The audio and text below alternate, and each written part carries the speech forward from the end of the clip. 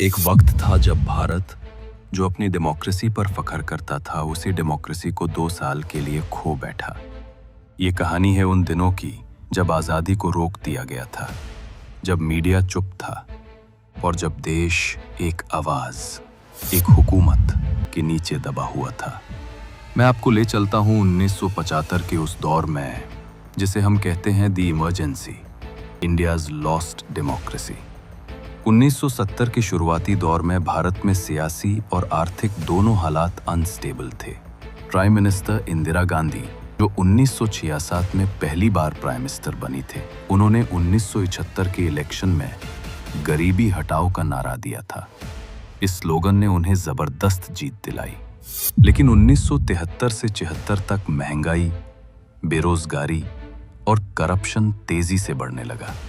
इसी दौरान जयप्रकाश नारायण ने एक टोटल रेवोल्यूशन का नारा दिया, जिसमें स्टूडेंट्स और आम लोग सरकार के खिलाफ सड़कों पर आ गए। पटना से लेकर दिल्ली तक प्रोटेस्ट होने लगे। इंदिरा गांधी की हुकूमत पर करप्शन और मिसयूज ऑफ पावर के इल्जाम लग रहे थे। फिर हुआ एक फैसला जो सब कुछ बदल गया। इलाहाबाद हाईकोर्ट ने 12 जून 1975 को कहा कि इंदिरा गांधी ने इलेक्शन रूल्स तोड़कर जीत हासिल की थी। इस फैसले के बाद उनकी प्राइम मिनिस्टर की कुर्सी खतरे में आ गई। 5 जून 1975 की रात, इंडिया की सबसे अंधेरी रात। इंदिरा गांधी ने प्रेसिडेंट फखरुद्दीन अली अहमद को कहकर आर्टिकल 352 के तहत नेशनल इमरजेंसी लागू करवा दी। ऑफिशियल रीजन दिया गया, इंटरनल डिस्टर्बेंस। लेकिन असल में ये फैसला उनके सियासी मुस्तकबिल को बचाने के लिए था। Opposition leaders Jayaprakash Narayan, Atal Bihari Vajpayee, LK Advani और कई और लोग को रातों रात गिरफ्तार कर लिया गया। नेक्स्ट मॉर्निंग 26 जून 1975 देश के रेडियो पर आवाज गूंजी, the president has proclaimed a state of emergency.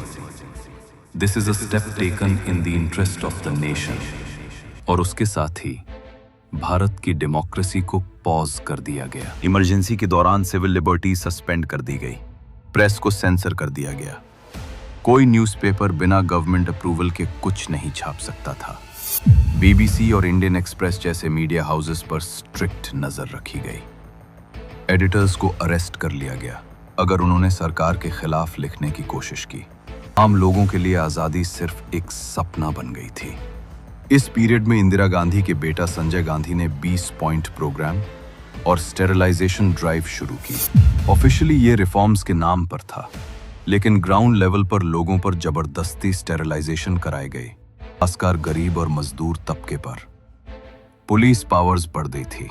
अक्सर लोग बिना रीजन के जेल में बंद किए जाते थे और उन्हें ट्रायल का हक नहीं मिलता था। मीडिया ने उस वक्त एक लाइन लिखी थी, When asked to bend, they crawled। यानी जब उन्हें झुकने को कहा गया तो वो रेने से ज्यादा झुक गए। लेकिन हर अंधेरा एक दिन खत्म होता है। जनवरी 1967 में इंदिरा गांधी ने अचानक इलेक्शंस अनाउंस कर दिए। उन्हें लगा था लोग उनका साथ देंगे, मगर देश ने कुछ और ही फैसला किया। मार्च 1977 के जनरल इलेक्शंस में जनता पार्टी, जिसमें JP मूवमेंट के लोग शामिल थे, ने स्वीपिंग विक्ट्री हासिल की। इंदिरा गांधी और उनकी कांग्रेस पार्टी को जबरदस्त हार मिली।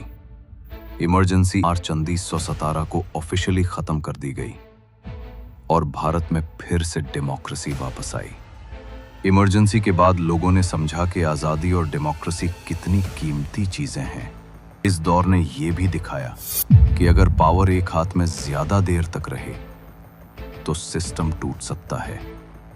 इंदिरा गांधी ने बाद में माना कि इमरजेंसी में कुछ डिसीजंस गलत थे, लेकिन उन्होंने कहा कि उनका इरादा देश को स्टेबल करना था।